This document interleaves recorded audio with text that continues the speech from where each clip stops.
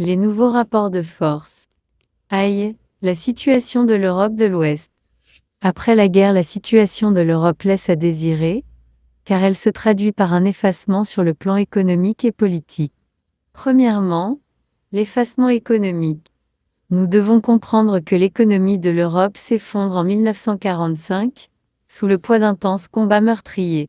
Ainsi, tout va manquer après la guerre, c'est-à-dire les vivres, le charbon, les matières premières et les machines, etc.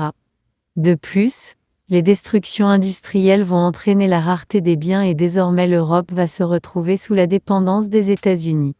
Deuxièmement, l'effacement politique. Il faut comprendre que, au lendemain de la Seconde Guerre mondiale, la France, le Royaume-Uni, l'Italie et l'Allemagne se retrouvent affaiblis, notamment parce que la France perd son prestige dès 1940, l'Allemagne est vaincue et s'apprête à être occupée.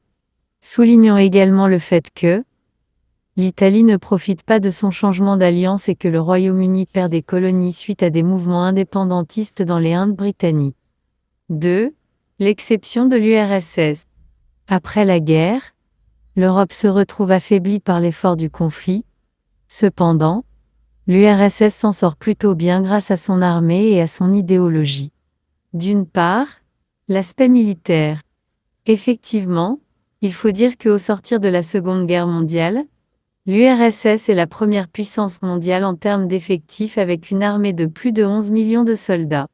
Aussi, ce chiffre fait 2 fois l'armée des États-Unis, 7 fois l'armée du Royaume-Uni et environ 20 fois l'armée française. C'est grâce à cette armée rouge que l'URSS a vaincu l'Allemagne nazie et libéré l'Europe. D'autre part, l'aspect idéologique. Comprenons ici que Staline a incarné l'image de la résistance au nazisme, doublée d'une grande popularité avec le communisme. Il est le chef vénéré dans son pays et dans sa zone d'influence. C'est pourquoi en France et en Grèce, le Parti communisme est la principale formation politique. De plus, Staline veut atteindre 3 objectifs: la reconstruction et la sécurité de l'URSS ainsi que l'extension du communisme. 3. L'essor des États-Unis. Les USA sont au sommet après la guerre grâce à leur économie, au progrès scientifique et à leur idéologie. Dans un premier lieu, l'aspect économique et militaire.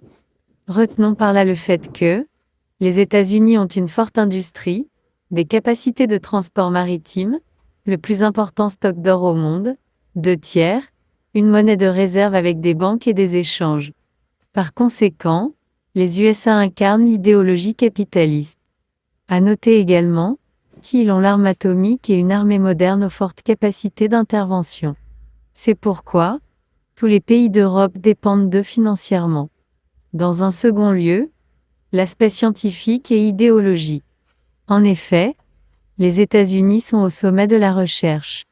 Ils ont connu des progrès en chimie, en mécanique, en électronique et en informatique avec les tout premiers ordinateurs militaires. Soulignons également le fait que les USA aspirent aux destinées du Nouveau Monde et comptent commercer avec tous les pays du monde entier en instaurant des régimes démocratiques, tout en libérant les peuples colonisés. Et c'est ainsi qu'ils sont devenus les nouveaux gardiens de la paix.